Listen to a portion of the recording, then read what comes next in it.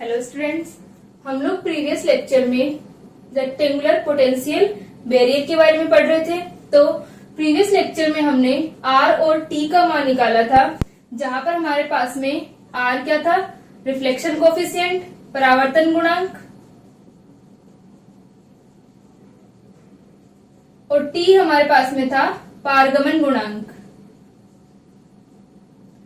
तो जो हमारे R एंड T की वैल्यूज आई थी, ठीक है, हमारे पास में जो रेक्टेंगुलर पोटेंशियल बैरियर था, इसके अंदर हमारे पास में इन रीजन्स में हमने वेव फंक्शंस को लिखा था, और फिर उसके बाद में हमने R और T के मान निकाले थे, परावर्तन गुणांक, reflection coefficient and T transmission coefficient.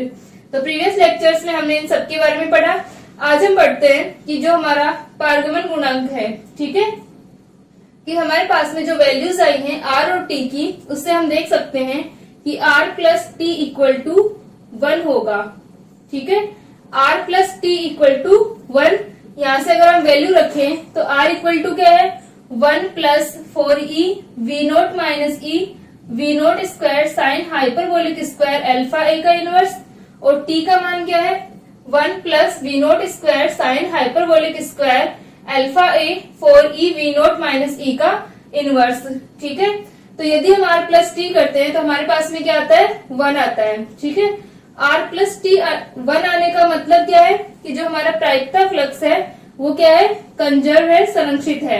ठीक है, क्योंकि जो टोटल प्रायिकता हो गई वो क्या होगी, या तो परावर्तित होगा या पारगमन होगा, क्योंकि हमारे पास में जो कण आ रहा है उसके सहचारी जो द्रव्य तरंग है, या तो क्या होगा, इसका परावर्तन होगा या इसका पारगमन होगा। ठीक है, तो यहाँ से अपने पास में क्या हो गया कि जो हमारे पास R और T है, इन दोनों का जो सम आएगा वो कितना आ गया, 1 आ गया। यानी कितना हमारे पास में ये पारगमन होगा और कितना परावर्तन होगा, टोटल हमारे पास क्या रहेगा, 1 रहेगा। ठीक है, अब यदि जो विभव प्राचीर हमारे पास थी, इस विभव प्राचीर की चौड़ाई कितनी थी, a थी। ठीक है, यहाँ पर हमारे पास में x इक्वल टू 0 था और यहाँ पर x इक्वल टू a था। ठीक है, तो ये जो हमारा विभव प्राचीर है और इसकी ऊंचाई कितनी थी, v नोट थी। तो हमारे फर्स्ट केस के अंदर जब हमारे पास में E is less then v nought है, तब भी क्या हो रहा है, E is less then v note होते हुए भी हमारे पास में पारगमन गुणांक का मान 0 नहीं आता। पारगमन गुणांक का मान कुछ ना कुछ वैल्यू आ रही है। ठीक है, यानी जो हमारा वेव फंक्शन है वो थर्ड रीजन के अंदर भी एग्जिस्ट कर रहा था। तो यहाँ से अगर हम क्लासिकल मैकेनिक्स के अकॉर्डिंग देखें तो क्या होना चाहिए कि यदि कण की ऊर्जा इतनी नहीं है कि वो इस विभव को पार कर सके, तब क्या होना चाहिए था, पारगमन का मान 0 होना चाहिए था। ठीक है, लेकिन क्वांटम मैकेनिक्स के अकॉर्डिंग क्या होगा कि यहाँ पर T का मान 0 नहीं होता। इसे हम क्वांटम टनलिंग इफेक्ट कहते हैं।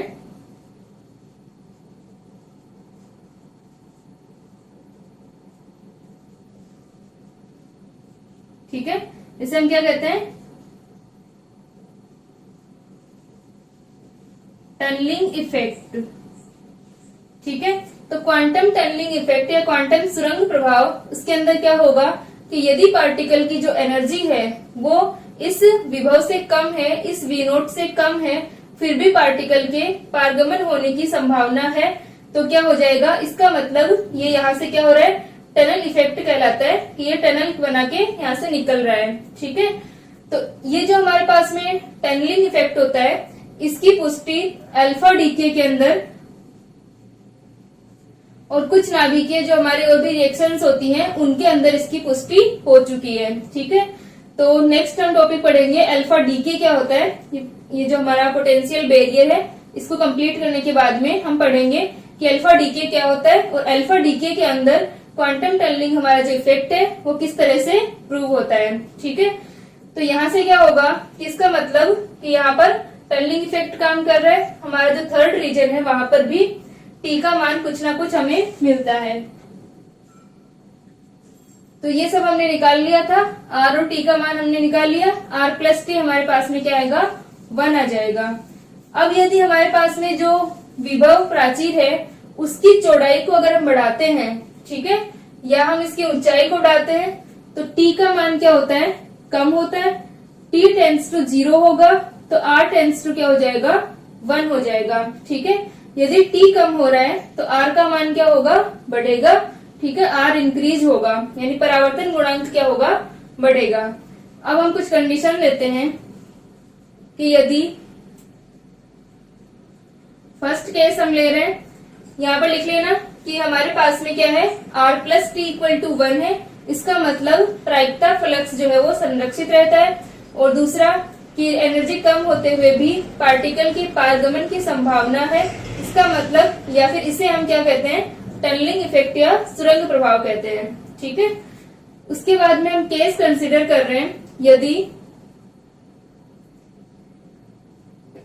E tends to V nought, ठीक है, यानी जो पार्टिकल की एनर्जी है वो V नोट को टेंड कर रही है या V नोट के इक्वल हो रही है, तो क्या हो जाएगा, E tends to V naught होगा तथा sine hyper alpha a tends to 0, ठीक है, और sine hyperbolic alpha a tends to alpha a. ठीक है, ये जो हम केस कंसिडर कर रहे हैं, यहाँ पर हमारे पास में t का मान क्या होगा ये हम चेक करते हैं। ठीक है, तो यहाँ पर t इक्वल टू आ जाएगा, ये वैल्यू रख दें हम कि E tends to V naught alpha a tends to 0 और sine hyperbolic alpha a tends to alpha a, ये हम t के अंदर रखते हैं वैल्यू। तो यहां से हमारे पास में t का मान क्या आएगा, t equal to 1 plus V note square sine hyperbolic square alpha a. ठीक है, और sine hyperbolic alpha a tends to alpha a, तो alpha square a square divided by 4e V note minus e का inverse. तो यहां पर अपने पास में आ गया t equal to 1 plus V note square alpha, alpha का मान क्या था, alpha equal to √2m V note minus E upon H cut square. ठीक है, अल्फा की वैल्यू हमारे पास में क्या थी, √2m V नोट माइनस ई अपॉन एच कट स्क्वायर, ये वैल्यू हम रख दें यहाँ पे, तो अल्फा स्क्वायर हो जाएगा 2m V note minus E upon H cut square divided by 4e V note minus e का इनवर्स।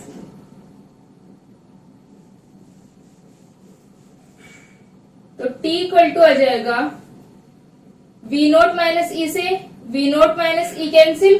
ठीक है, और साथ में क्या था अपने पास में, ए स्क्वायर। ठीक है, अल्फा स्क्वायर का हमने मान रख दिया, 2 से 2 कैंसिल हो जाएगा। ठीक है, तो ये आ जाएगा 1 प्लस और V note minus e cancel हो गया। ठीक है, V note square m a square upon 2 h cut square. ठीक है, यहाँ पर अपने पास में क्या आ गया, 2 और एच कट स्क्वायर।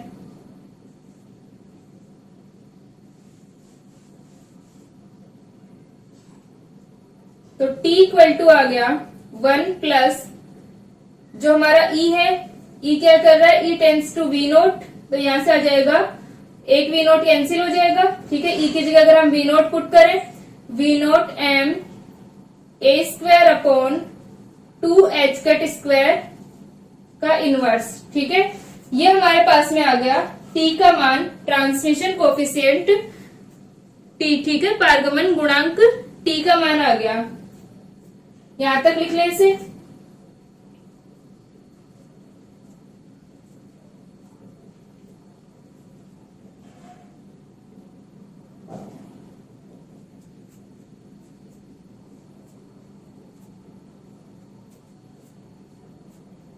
ठीक है, यहां तक हो गया। t इक्वल टू अपने पास क्या आ गया, 1 plus m V naught a square upon 2 h cut square, ठीक है, जब E टेंड्स टू क्या है, V नोट है। यहाँ पर हमारे पास में जो V नोट है वो किसकी, जो हमारी आयताकार विभव प्राचीर थी उसकी ऊंचाई है, ठीक है। तो यहां से अपने पास में T का मान आ गया, ठीक है, यहां तक हो गया।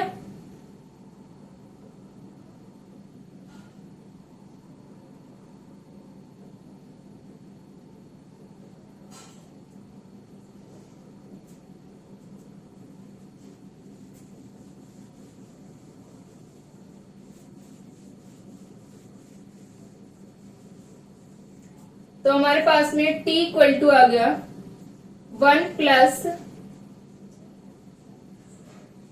mv0a² divided by 2h cut square का इनवर्स, ठीक है। तो ये जो वैल्यू आई है mv0a² upon 2h cut square, ये एक विमाहीन राशि होती है, ठीक है, ये विमाहीन राशि है और विभव प्राचीर की अपारदर्शिता का माप है, ठीक है। तो mv0a² upon 2h cut square एक विमाहीन राशि है तथा यह विभव प्राचीर के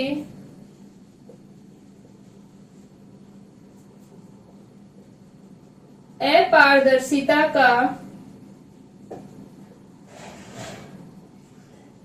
माप है, ठीक है। अब हम नेक्स्ट केस कंसीडर करते हैं कि अगर alpha a much much greater than 1 हुआ, ठीक है, अल्फा ए, ठीक है, alpha a much much greater than 1 तथा साइन हाइपरबोलिक अल्फा ए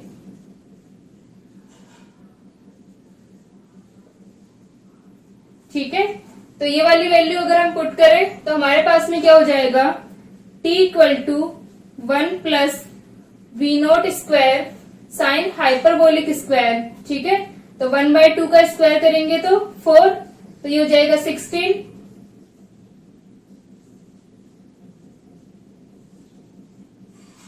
और e की पावर 2 अल्फा ए, ये आ गया अपने पास में इसका इनवर्स।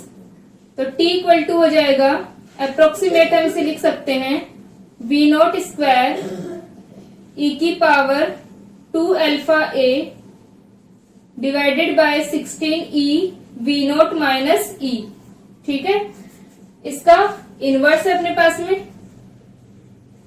तो ये जो वैल्यू अपने पास में आई है, यदि हम alpha A is much much greater than 1 का कंसीडर करते हैं केस, तो हमारे पास में T का मान जो है ये आ जाएगा।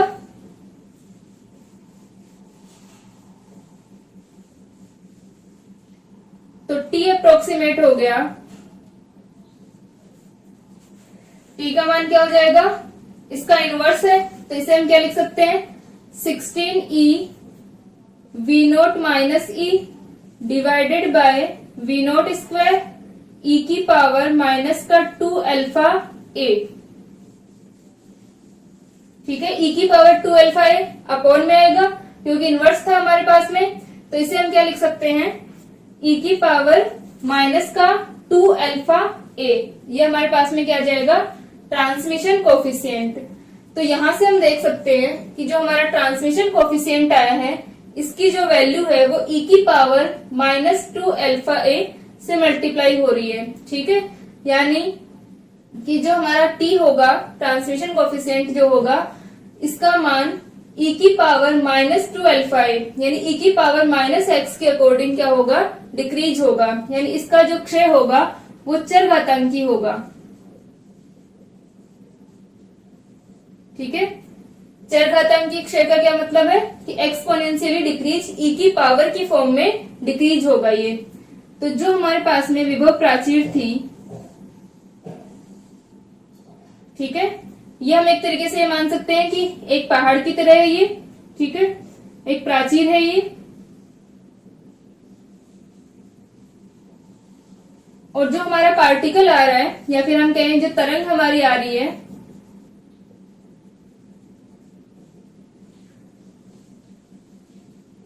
वो इस तरीके से है, ठीक है। इसकी जो एनर्जी है वो क्या है, लेस देन है वी नोट, यानी इस पहाड़ पर चढ़ने जितनी एनर्जी इसके पास नहीं है, लेकिन फिर भी क्वांटम मैकेनिक्स के अकॉर्डिंग क्या होगा कि वो इसे पार कर सकता है, ठीक है।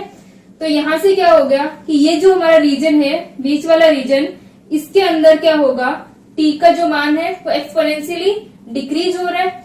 तो यहाँ पर जो वेव फंक्शन होगा वो क्या होगा, डिक्रीज होता हुआ होगा, ठीक है। और बाहर की साइड जो वेव फंक्शन होगा उसका एम्पलीट्यूड जो हमारा अंदर जो पहले वेव फंक्शन था उससे कम होगा, ठीक है। बाहर निकलने पर पार्टिकल का जो एम्पलीट्यूड है, यानी जो हमारी वेव फॉर्म है, वापस इसी प्रकार हो जाएगी, ठीक है। यहां तक लिखने से तो ये जो डायग्राम होगा इसके अकॉर्डिंग क्या हो जाएगा कि पहले जो हमारी वेव आ रही थी उसका एम्पलीट्यूड ज्यादा था और फिर उसका एम्पलीट्यूड जो होगा वो डिक्रीज हो जाएगा और इस रीजन के अंदर ये चरघातांकी क्षय हो रहा है इसका, ठीक है। यहां तक लिख लें इसे।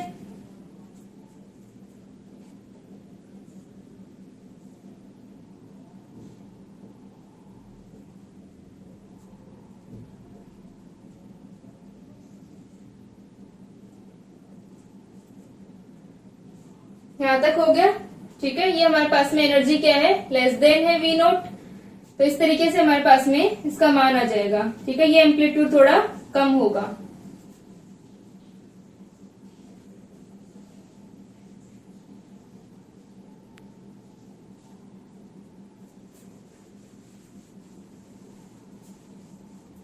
तो ये क्वांटम मैकेनिक्स के अकॉर्डिंग हमारा रिजल्ट आ जाएगा कि टी का मान जो है वो 0 नहीं होगा, यहाँ पर पारगमन की संभावना होगी।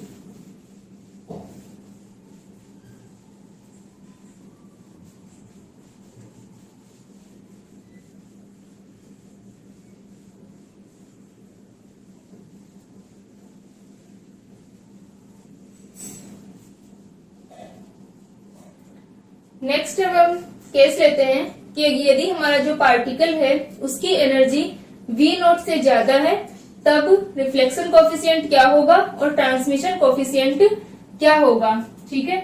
तो ये जो हमारे पास में आयताकार विभव प्राचीर थी,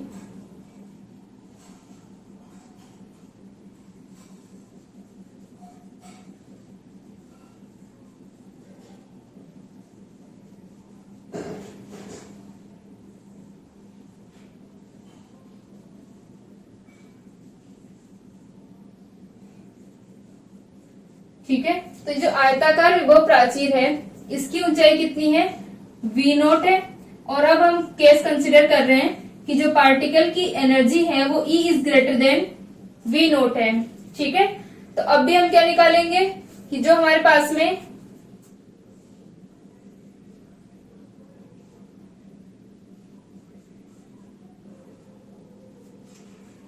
और ये हमारा क्या है, Vx है। तो Vx equal to v nought है।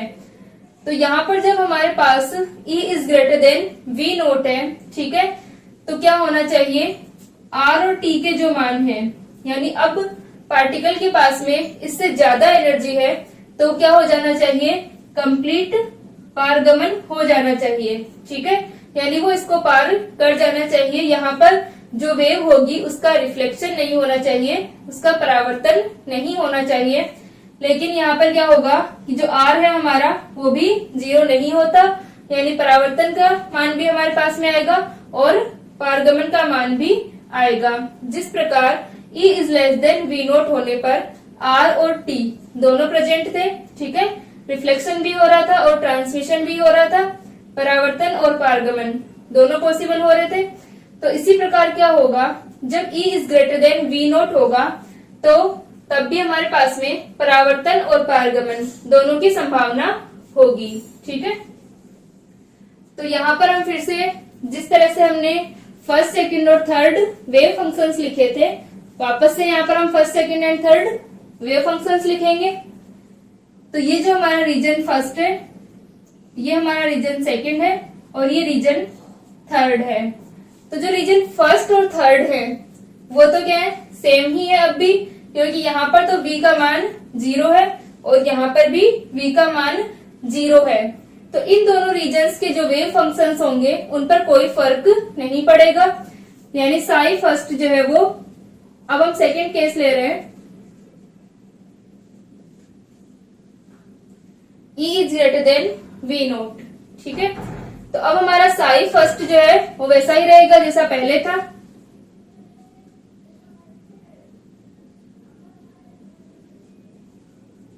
ए ई की पावर आयोटा के एक्स प्लस बी ई की पावर माइनस का आयोटा के एक्स। ठीक है, तो पहले भी हमारा साई फर्स्ट यही था। साई सेकेंड एक्स या फिर हम साई थर्ड एक्स की बात करें तो साई थर्ड एक्स भी क्या होगा, सी ई की पावर आयोटा के एक्स ही होगा। ठीक है, लेकिन साई सेकेंड जो होगा, अब साई सेकेंड का मान चेंज हो जाएगा, तो साई सेकेंड के लिए हम श्रोडिंगर इक्वेशन को फिर से लिखते हैं और साई सेकेंड का मान निकालते हैं। यानी वेव फंक्शन का मान निकालने के लिए हम क्या करेंगे, श्रोडिंगर समीकरण को लिखेंगे, क्योंकि श्रोडिंगर समीकरण जो होती है वो किसी कण की गति को बताने वाली समीकरण है। ठीक है, तो यहां से अपने पास में आ गया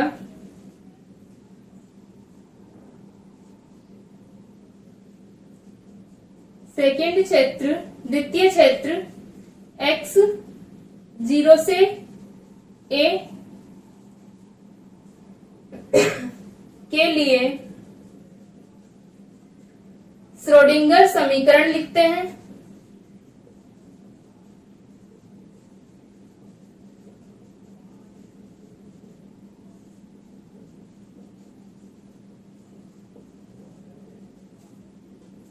तो ये हो जाएगा माइनस का H cut square upon 2m d2 psi second upon dx2 plus का v nought psi second equal to e psi second, multiply कर दे इसे, d2 psi second upon dx2 minus का 2m upon H cut square v nought psi second equal to minus का 2m upon H cut square e psi second. ठीक है, फिर हम इसको लिख लेते हैं d2 psi second upon dx2 minus का 2m upon H cut square, और इसको इधर लेके आएंगे तो ये प्लस का हो जाएगा। ठीक है, तो प्लस, अब जो E है उसका मान क्या है, ज्यादा है, तो यहां से अपने पास में आ जाएगा 2m upon H cut square E minus V nought psi second equal to 0। ठीक है, ये हमारी क्या हो गई, श्रोडिंगर समीकरण हो गई, सेकेंड रीजन के अंदर कण की गति को बताने वाली समीकरण। ठीक है, ठीक है, तो यहां तक लिख लें। यहां तक हमारे पास में क्या आ गया, सेकेंड रीजन के अंदर ये हमारा समीकरण होगा, श्रोडिंगर समीकरण। अब हमें क्या निकालना है, साई का मान निकालना है। ठीक है, तो हम वापस से कांस्टेंट मानते हैं, K dash equal to √2m E minus V nought upon H cut square. ठीक है, हमें क्या करना होता है, किसी भी रीजन में यदि हमें साई का मान निकालना है तो पहले हम उसके लिए श्रोडिंगर समीकरण लिखते हैं, फिर उसके अंदर v की वैल्यू क्या है वो पुट करते हैं और उसका सॉल्यूशन निकालते हैं, तो हमारे पास क्या आ जाएगा, वेव फंक्शन आ जाएगा। ठीक है, तो यहां पर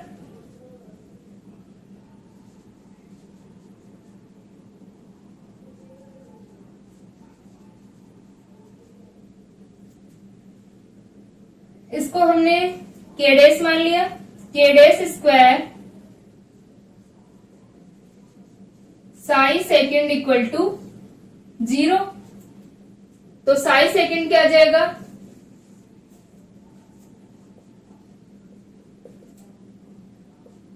एफ ई की पावर आयोटा के डेस एक्स प्लस जी ई की पावर माइनस का आयोटा के डेस एक्स। ठीक है, ये हमारे पास में क्या आ गया, साई सेकंड का मान आ गया एफ ई की पावर आयोटा के डेस एक्स प्लस जी ई की पावर माइनस का आयोटा के डेस एक्स। ठीक है, यहां तक लिख लें इसे।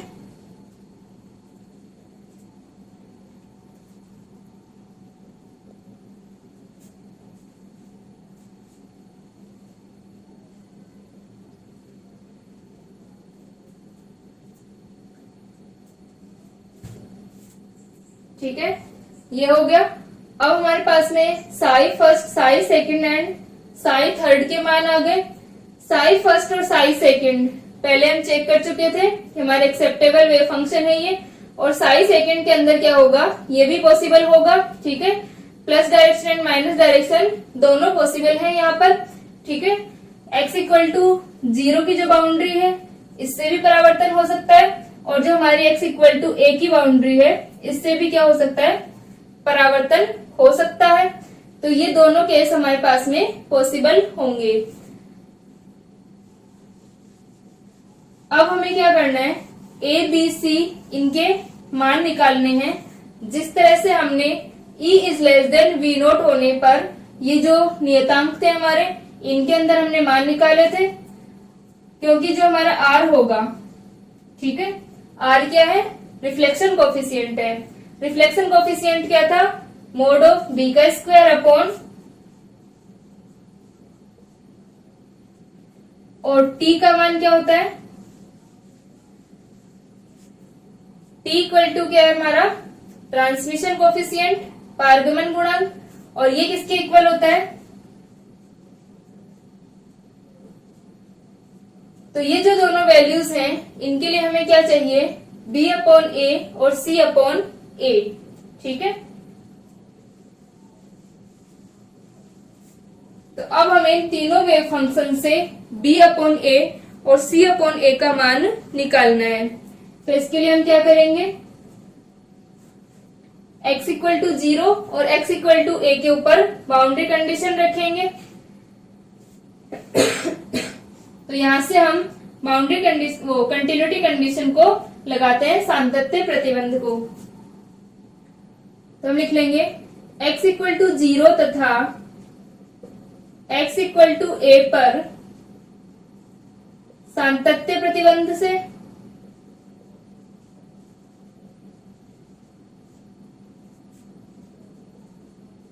ठीक है, हमारे पास में साई के लिए जो कंडीशंस होती है, 4 कंडीशंस थी कि साई हमारा परिमित होना चाहिए, एकल मानी होना चाहिए, सिंगल वैल्यूड, और हमारे पास में क्या था, साई जो है वो कंटिन्यूस होना चाहिए, सतत होना चाहिए, और साई का जो फर्स्ट डेरिवेटिव है वो भी सतत होना चाहिए।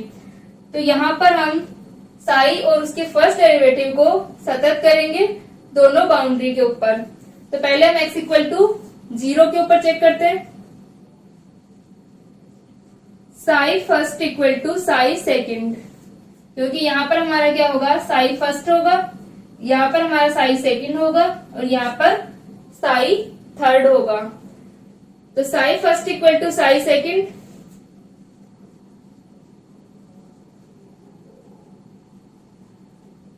तो साई फर्स्ट और साई सेकंड को इक्वल करें, a plus b equal to f plus g, और डी साई फर्स्ट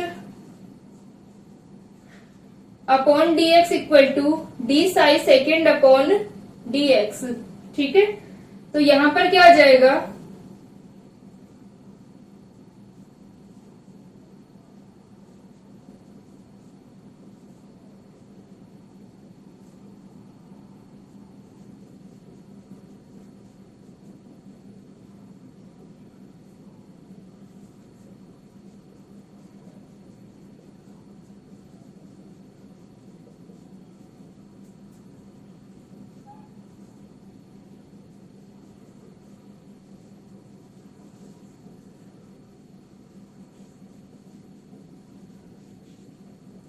ठीक है, और दोनों साइड हमारे पास में क्या आ गए, आयोटा कॉमन है, आयोटा को हटा सकते हैं, तो ये इक्वेशन बन गई। इसे हम इक्वेशन नंबर फर्स्ट, दोबारा से हम इनको नंबर कर रहे हैं, इसे हम इक्वेशन नंबर 2 डाल रहे हैं। ठीक है, फिर अब हम साई सेकेंड और साई थर्ड को इक्वल करेंगे x इक्वल टू a के ऊपर। ठीक है, तो ये हमारे पास में इक्वेशन आ गई a plus b equal to f plus g और k a minus b equal to k dash f minus g. अब हमें क्या करना है, x इक्वल टू a पर चेक करेंगे कि psi second and psi third equal है। ठीक है, तो जो हमारी दूसरी कंटिन्यूटी कंडीशन होगी वो x इक्वल टू a पर होगी।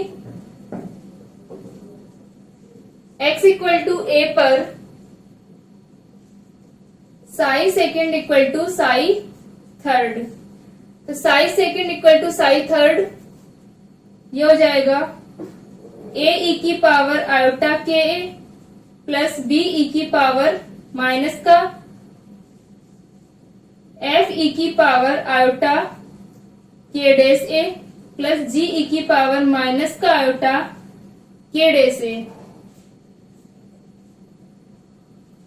ठीक है, तो एफ ई की पावर आयोटा के डेस ए प्लस जी ई की पावर माइनस का आयोटा के डेस ए इक्वल हो जाएगा ए ई की पावर सी ई की पावर आयोटा के ए। ठीक है, और इनको D psi second upon D x equal to D psi third upon D X, तो वो अपने पास में आ जाएगा D psi second upon D X F iota K dash ई की पावर आयोटा के डेस ए माइनस जी आयोटा के डेस ई की power minus का iota K days A equal to सी ई की पावर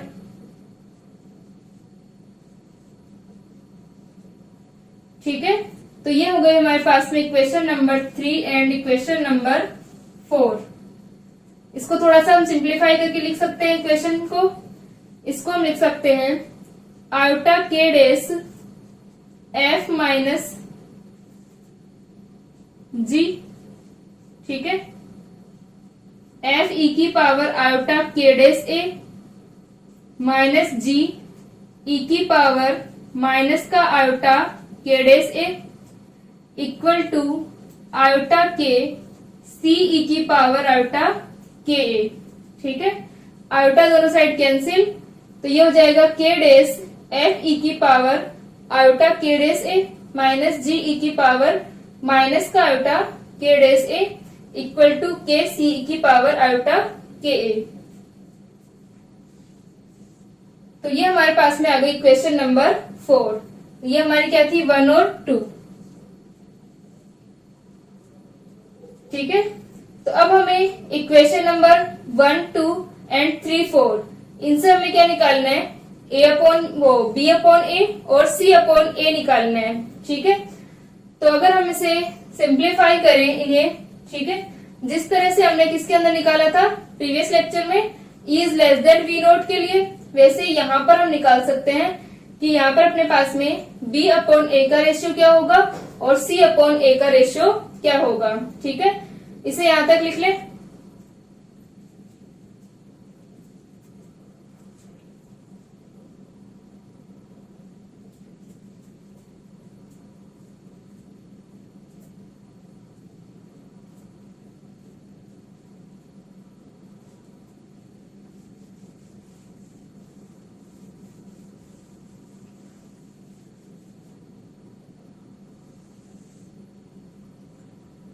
तो हमारी question number first and second है, तो second को हम इस तरह से लिख रहे हैं,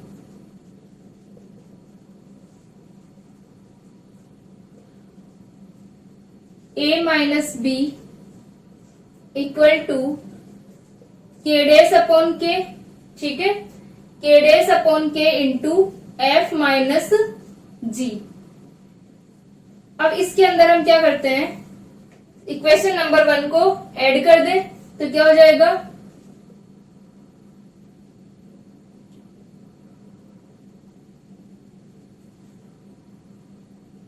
ठीक है। तो यहां से अपने पास में क्या हो गया, 2a f प्लस जी,